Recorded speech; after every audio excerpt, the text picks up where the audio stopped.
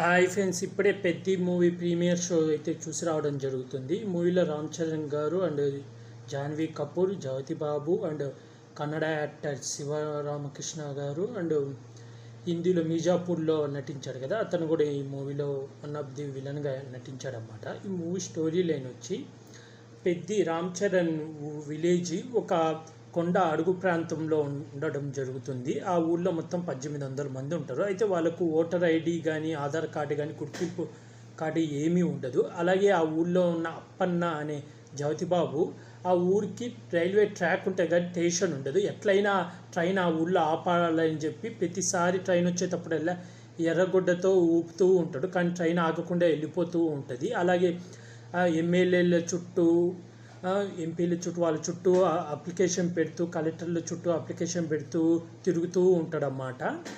అలాగే అలాంటి టైంలో రామ్ చరణ్ ఒక సైడు ఆట కూలీగా ఆటలు ఆడుతూ ఉంటారు. వాళ్ళు వేరే ఊరికి వలస వెళ్ళి అక్కడే ఆటలు ఆడి అక్కడే పని చేసి ఆ డబ్బులు సంపాదించి వారానికి 2 రోజులు వాళ్ళ ఊరు వచ్చి సంపాదించిన డబ్బులు ఇంట్లో వాళ్ళకి ఇచ్చి వాళ్ళతో టైం స్పెండ్ చేసి తిరిగి వెళ్తూ ఉంటారన్నమాట.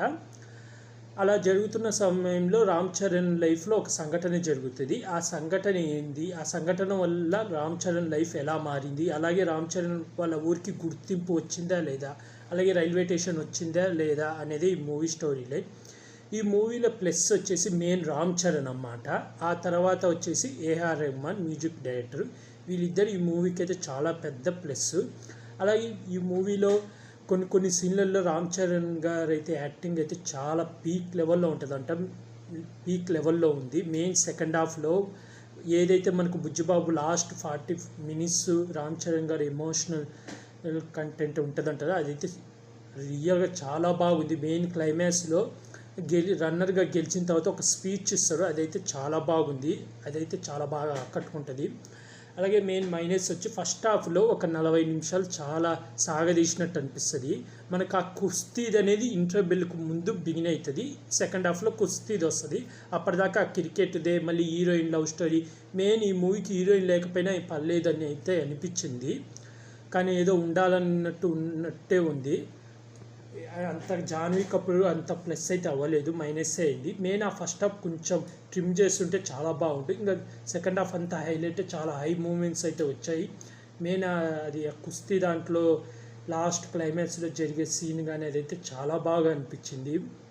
ఓవరాల్ అయితే ఈ మూవీ చూడొచ్చు, 1 time వాచబుల్. నాకైతే మెయిన్ రామ్ చరణ్ గారి యాక్టింగ్ అయితే చాలా బాగా నచ్చింది. జాన్వీ కపూర్ ఉన్నంత వరకు ఓకే. అలాగే మీజాపూర్లో ఉన్న విలన్ కూడా పర్లేదు, కానీ తన క్యారెక్టరు కంక్లూజన్ అయితే ఫస్ట్ హాఫ్లో కొంచెం నెగిటివ్ రోల్లో అదంతా ఉంటాడు, కానీ ఎండింగ్లో ఆ ఊళ్ళో ఉన్న ప్రజలు టీవీ చూడడానికి అతని ఇంటి తలుపు కొట్టగానే ఇంట్లోకి పిలుస్తాడు. అప్పటిదాకా ఆట కూలీలు అని చెప్పి వాళ్ళని చీప్గా చూసిన విలను ఎమ్మడే ఇంట్లోకి పిలవడం అదంతా అంత కన్విన్స్గా అయితే అనిపించలేదు. కొంచెం ఎడిటింగ్ చాలా లోపాలు అయితే అనిపించాయి.